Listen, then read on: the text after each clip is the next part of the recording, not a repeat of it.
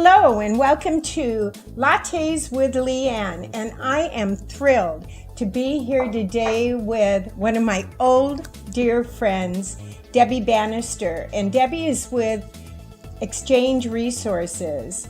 They are probably the preeminent 1031 exchange company, and as you know, 2 weeks ago I was asked by a viewer to cover 1031 exchanges, and of course I thought of my old friend Debbie. We used to do these seminars together. It was really fun, right? Really and we're fun. going to do another one. Yay! Yay! In probably about 6 weeks. We're thinking middle of November. Perfect. Yeah. That's perfect. So anyway, I thought that we could start by answering, or at least endeavoring to answer, the viewer's question. Oh, and my friend viewer said to mention her name and put up her picture. I'll mention her name, it's Marianne, but I'm not going to put up her picture. However, her question was, she has a income property, a rental income property, and she wanted to know if it was better to 1031 exchange it. She didn't use the words 1031, but we know what she meant. Or is it better just to sell it and buy a new one, or just sell it and keep the money? Anyway, so maybe we can start by answering that question, which of course you can't answer because you don't know her. Well, I'm going to give you some guidelines. But exactly. I'll give you some guidelines. Perfect. When it comes to trying to make that decision if you're going to do an exchange or not, first of all, this whole process only qualifies for investment property. And that's what you said she had. Right. So that part works. Second of all, what I personally would do is go to my accountant and say, I would like to sell this property for this amount of money. This is my, I would talk to you and get an idea of what my estimated closing cost would be. Right. This is my estimated closing cost. How much taxes would I have to pay if I did not do a 1031 exchange? So that way I have a plumb line. I just created a plumb line so I know where my comfort level is. So if I chose to pay the tax, I need to understand there's a few things that can make this taxable event really huge. Yep. And maybe a few things that could not make it so big. One, how long have I owned the property? If I've owned it for a long time and depreciated it out, say I've owned it for 30 years, and depreciation schedule is 27 and a half. Oh, then it's going to be big. Exactly. So Oh, the my taxable gosh. event is going to be huge because not only do you have federal tax of 15%, you have state of approximately 13.3. Yep. So that's 28%. Then you have something called recapturing the depreciation. So for all that depreciation that was taken during the 27 and a half years gets tallied up, and I pay back 25% of that on top of my capital gains tax. And then we have something called Obamacare.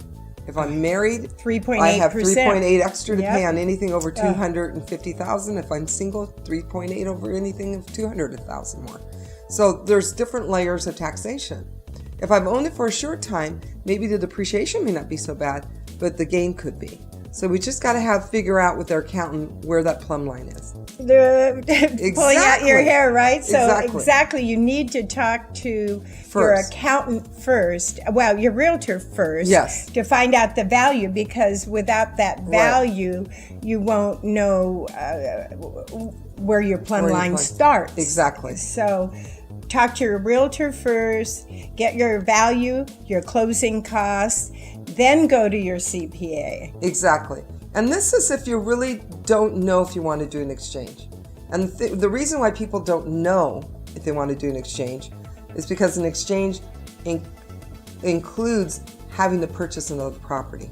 And that property must be used as investment property. So some people are thinking, I don't want to have any more investment property. I just want to sell. I don't want to have to do this. Can I just do an exchange?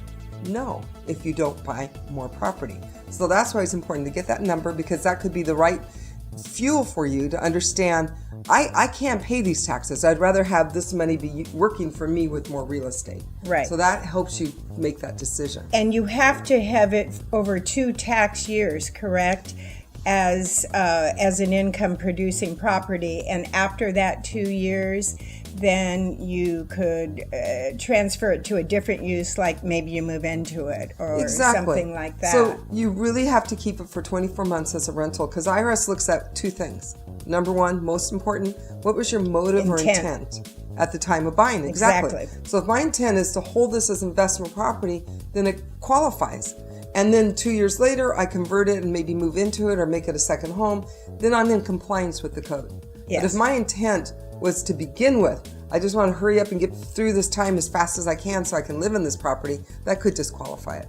Rent it first. Never rent it right away. And don't even talk about considering moving into it with your best friend or your worst enemy especially, right? Exactly. Worst enemies, the best friend, but worst enemies about. Yeah, exactly. So maybe now that we know whether we should 1031 or not, we should go into a couple of the quick rules for 1031 exchanges, like the time frame, because we know that if we go one day over on the time frame, boom, there goes your 1031. And you bring up a good point, because the 1031, there's many rules that we're going to talk about, and these rules, if they're not followed perfectly, you could disqualify yourself. Yes, so I've seen it happen. Yes, me too. Yeah, I'm sure you have. Yeah. So, first of all, from the close of the property you want to sell, we call that the relinquished property, the sale property. When that escrow closes, the day after closing, 2 clocks will start. The second clock, you get a total of 180 days. Right. And that 180 days allows you to buy, close escrow, and be done with your exchange. But the first 45 days of that 180, that first 45 days is separated out for a different clock. And that clock is called the identification period. Right. And that's the hard one. That's the one that can really disqualify you. Exactly. That's where I see people they identify only one property, and we know we can do more than one property, but they only do one, and then the house burns down. Exactly. Or an earthquake comes, or something strange that you never even considered happens. So it's really best, I think, from a realtor standpoint, to start identifying in advance, right? And to focus in on, now you can answer this question. How many do we get to identify? And there are specific rules for specific purchases, so maybe you can cover a little bit of that quickly too. Okay, so the identification process, there's 2 rules. One, you can identify up to 3 properties with no regard to value. You just can have a total of 3, which can work great. The second rule is really a rule if you're selling a higher value property and you want to break that out and buy several smaller properties. That's called the 200% rule. So what you do to achieve that is you double your sales price. So say you sell for $3 million, now you're doubling it and you have $6 million. So you can identify as many properties up to that doubled amount. So now you're not stuck to 3 if you're buying smaller values.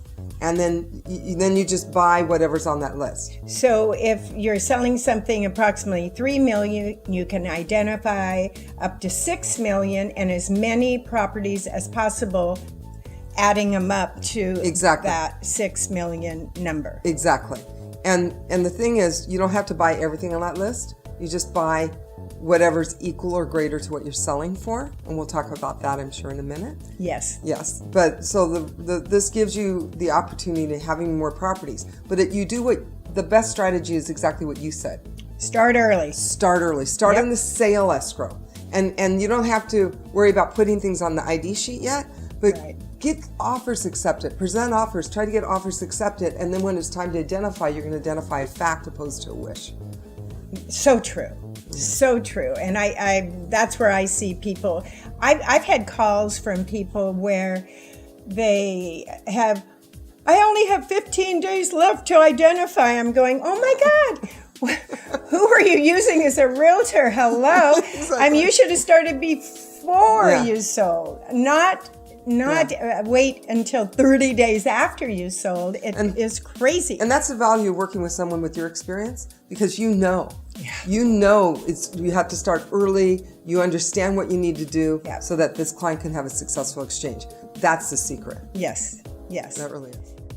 Hi, I'm back here again with Debbie Bannister, and now we're going to talk about the economic factors of a 1031 exchange.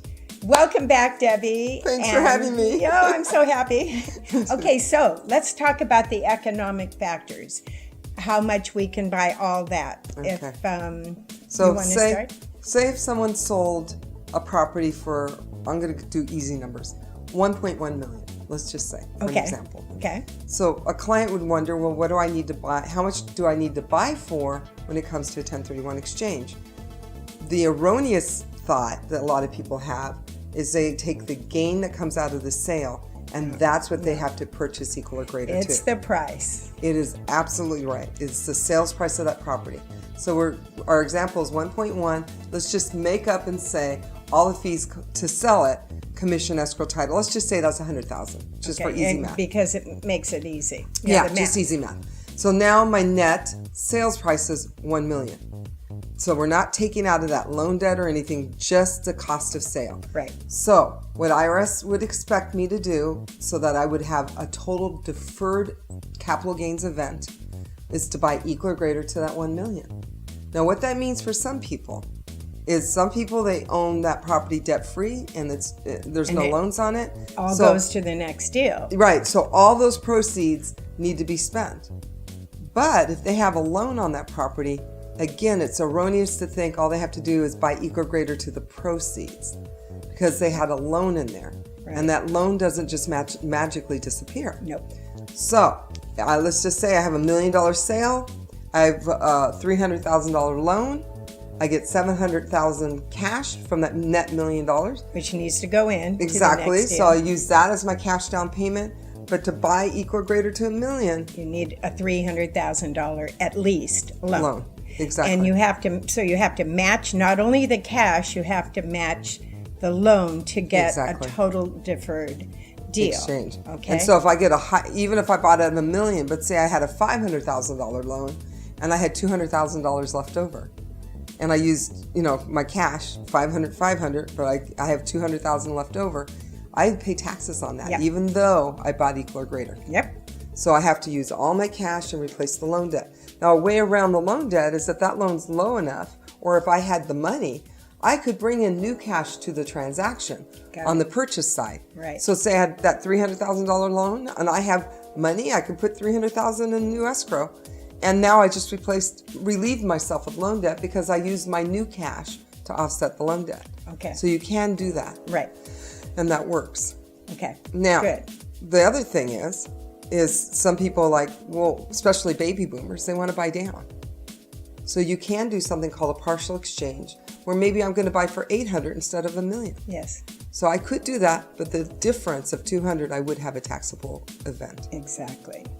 I was hoping you were going to cover that part too, because that's a big part. People think, well, if I don't do the whole exchange, then I can't do an exchange. Exactly. Well, you can't get the whole exchange deferred. However, you can still get a partial defer. Exactly. And that may be the best tool for everybody. It depends on what your CPA tells you and what you and your family and the CPA determine is the best avenue for you. Exactly. Right. Good. Fabulous.